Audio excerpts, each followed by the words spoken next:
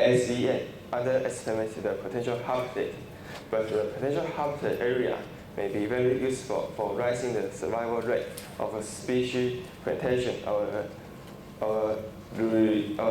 restoration.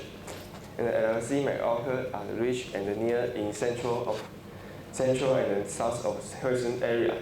And we prioritize this area for field survey to add more samples to promote predictive models and high quality data like either LiDAR data or hyperspectral imaging are very helpful for extracting the information of species. We will try to incorporate this data to further improve the model in future. And thanks for your attention. Thank you. Any question or comments, please?